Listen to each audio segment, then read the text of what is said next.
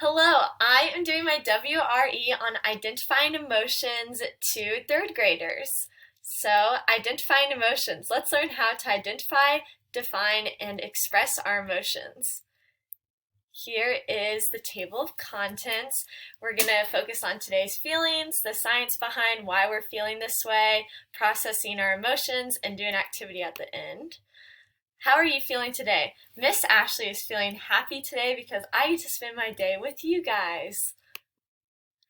How are you today? Everyone has different feelings and sometimes it's hard to explain how we are feeling and what we may need at the moment. Today you might be feeling happy, sad, or another feeling.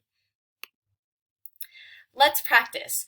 Raise your hand if you compare the emotions with the people. Everyone pairs. Awesome. Moving on.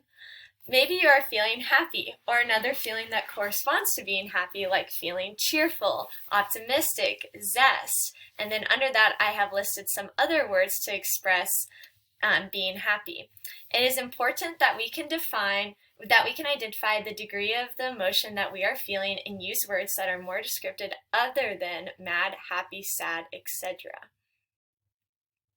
Maybe you're feeling a degree of sadness. Maybe that sadness is disappointment, sorrow, neglect. And if you are feeling sad, perhaps there is a more descriptive word that you could use, like dismay, gloom, defeat, etc. The 6 primary emotions, we have already identified 2 of them, with secondary emotions that are more descriptive according to Dr. Philip Shaver. There's anger, fear, love, surprise, and then I listed some other degree of emotions under that, and we already went through happy and sad. Emotional intelligence. Definition: the ability to have awareness and manage your own feelings. There are 5 key elements to emotional intelligence according to David Goleman. Self-awareness, self-regulation, motivate are the 3 on this slide. Understanding your own emotions and being able to identify them is the first step to becoming self-aware. Pro tip: slow down when you are experiencing anger or other strong emotions. Self-regulation: when you regulate and stay in control of your emotions, you rarely verbally attack others. Motivate: self-motivated people have high standards for themselves. There are 5 key elements continued. Empathy and social skills are the 2 on this slide, and it is important that we are empathetic with our peers so that we can better understand someone else on how they're feeling. And it is important that we practice social skills because good leaders who have good social skills are good communicators. They are also just as open to hear bad news as they are to good news. They are also good at managing change and resolving conflict. Emotional intelligence. People who are emotionally intelligent can function both intrapersonal and interpersonal. Strong emotional intelligence is linked to better stress management and stronger friendships. Intrapersonal means a person understands their own emotions, and interpersonal means a person can understand other people and communicate well with them.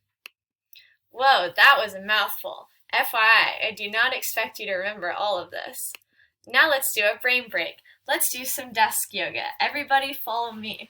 First, we're going to do dancer's pose. Oh, you can't see me. Okay, maybe that's not going to work. But yes, we'll all do yoga poses.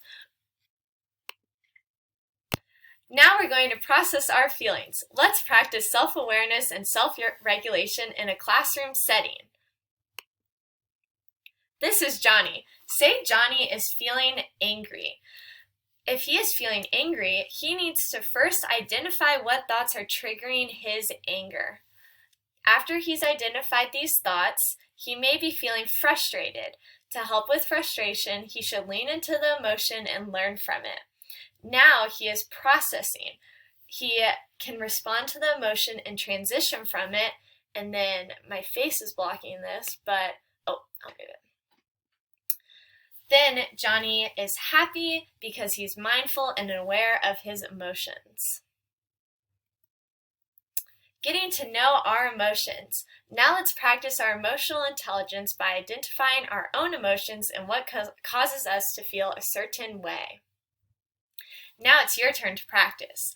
I have provided an inside out getting to know my emotions worksheet. I'm not sure if you guys have seen that that movie, but it's a really good one.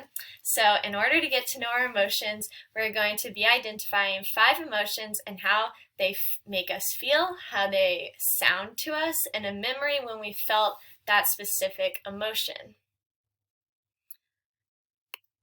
Thank you, everyone.